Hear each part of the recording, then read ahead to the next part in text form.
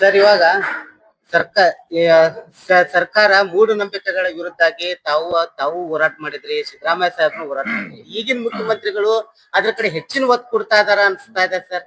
ಈಗಾಗ್ಲೇ ಆ, ಪ್ರಮಾಣ ವಚನ ಸ್ವೀಕರಿಸುವ ಸಮಯದಲ್ಲೂ ಕೂಡ ಒಂದು ಹೊಸ ದೇವರುಗಳನ್ನ ಸೃಷ್ಟಿ ಮಾಡಿ ಕರ್ನಾಟಕ ಜನತೆಗೆ ತೋರಿಸಿದ್ರು.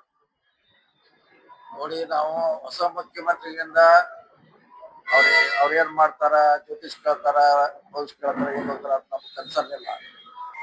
ನಮಗೆ ಕರ್ನಾಟಕ ಅವರ ಅವಧಿಯಲ್ಲಿ ಡೆವಲಪ್ ಆಗಬೇಕು, ಪಕ್ಷ ಸಂಘಟನೆ ಆಗಬೇಕು, ಮತ್ತೆ 28ಕ್ಕೆ ನಾವು ಬರ್ಬೇಕು ಅನ್ನೋದು ಅಷ್ಟೇ. ನಾವು ಅವ್ರ ಕಡೆಯಿಂದ ನೋಡೋದು. ಅವ್ರು ಅಲ್ಲಿ ಪೂಜೆ ಮಾಡಿದ್ರ, ಇಲ್ಲಿ ಹೋಗಿದ್ರ, ಅದ್ ನಮ್ ಕನ್ಸರ್ನ್ ಅಲ್ಲ. ನಮಗ್ ಕನ್ಸರ್ನ್ ಇರೋದು ರಾಜ್ಯದ ಜನತೆಗೆ ಒಳ್ಳೇದಾಗಬೇಕು. ಆದ್ರೆ ಆಮ್ಯಾಗೆ ಪಕ್ಷ 28ರಲ್ಲಿ ಮತ್ತೆ ಅಧಿಕಾರ ಕೊಡಬೇಕು, ಅದೇ ನಾವು ಅವ್ರ ಕಡೆಯಿಂದ ನಿರೀಕ್ಷೆ ಮಾಡ್ತಾ ಇದ್ವಿ. ಕಾಂಗ್ರೆಸ್ ಪಕ್ಷ ಜಾತ್ಯತೀತ ನಿಲುವನ್ನು ತಗೊಂಡ್ ಹೋಗ್ತಾ ಇದೆ. ನೀವು ಜನರಿಗೆ ಏನ್ ಸಂದೇಶ ಕೊಡ್ತಾ ಇದ್ರಿ? ಈ ಇದರಿಂದ ಮುಖ್ಯಮಂತ್ರಿಗಳು ಜನರಿಗೆ ಏನ್ ಸಂದೇಶ ಕೊಡ್ತಾ ಇದಾರೆ ಅಂತ?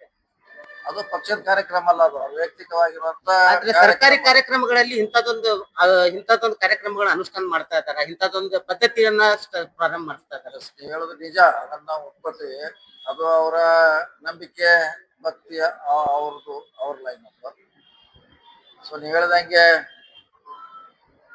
ಪ್ರಶ್ನೆ ಬಹಳ ಜನ ಮಾಡ್ತಾರೆ, ಸರ್ಕಾರಿ ಕಾರ್ಯಕ್ರಮ ಆಗ್ಬಾರ್ದು ಅಂತ.